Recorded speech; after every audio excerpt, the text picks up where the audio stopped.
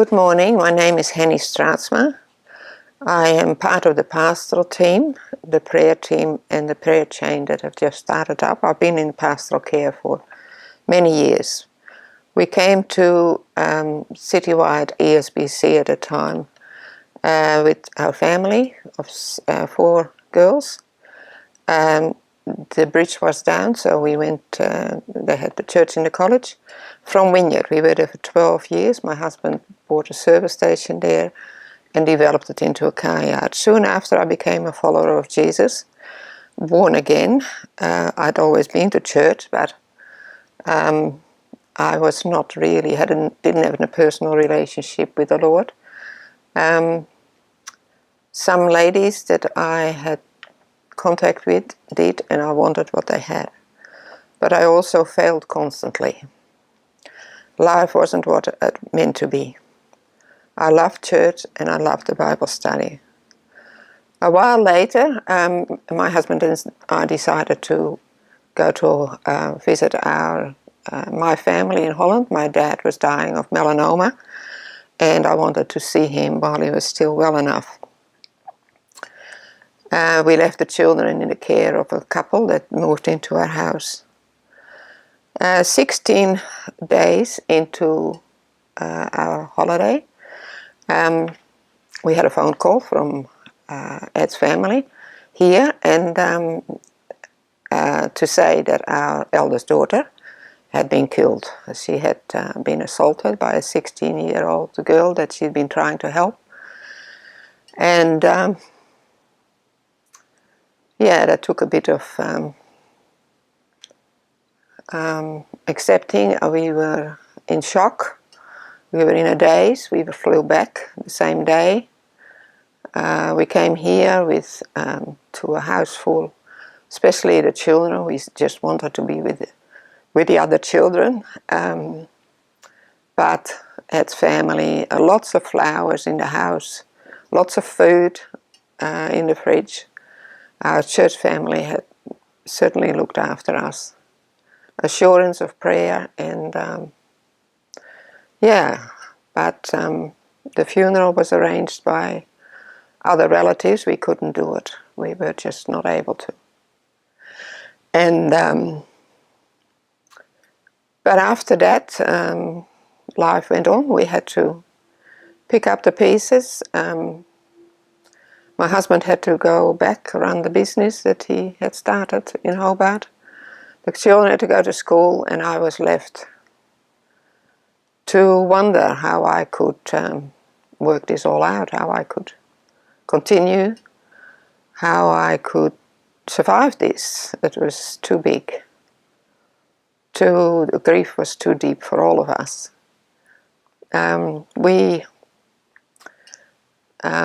I turned to the Lord. That was the only way I could go. There was no counseling, no grief counseling. Nobody at that time, nobody spoke of grief or death.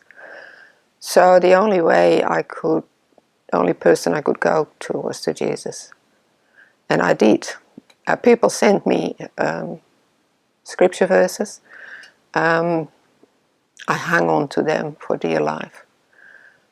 I stuck them to the fridge, I recited them, I meditated on them.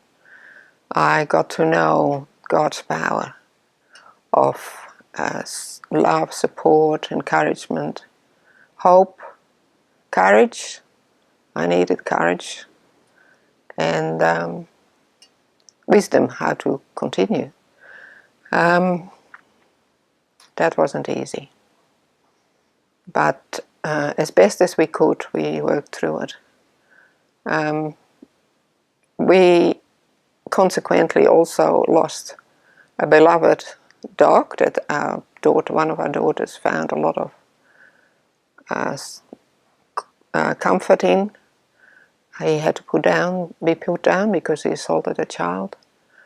Shortly after that, we lost a cat. Shortly after that, we lost a horse of the same, belonged to the same child, who was caught himself into a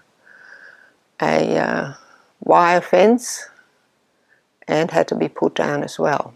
Shortly after that, we lost a little kitten that we all loved so much. And I became like Job, and questioned the Lord.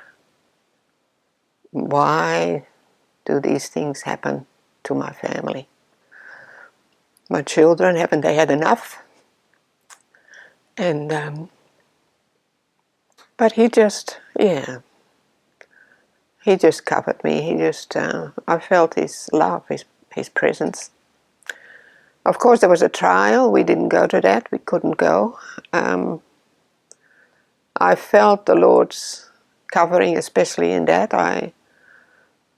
We had to go through the whole thing again, all of us. We tried to protect the children from the media.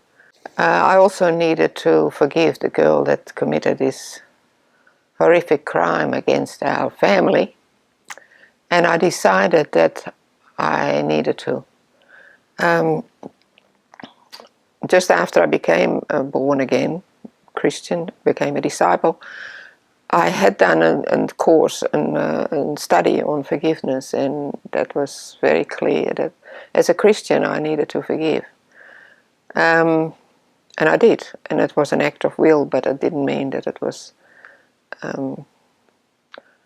it was a journey. It came back, and I forgave again. It was a journey that I realized that I had forgiven her when many years later, when she was out of jail, she had lost a child herself. She had married and lost a child, and soon after that committed suicide. The media portrayed her as ex-murderer, and I thought that was terribly unfair. She had paid the price, and she was just a girl, a mixed up girl at the time, 16-year-old. And I got more angry than I've ever been in my life. My head was almost bursting with anger. So I rang Roger Harrison, who worked at Mercury, but he said there was really nothing I could do about it. So I had to drop it, and for my own sake and for the others.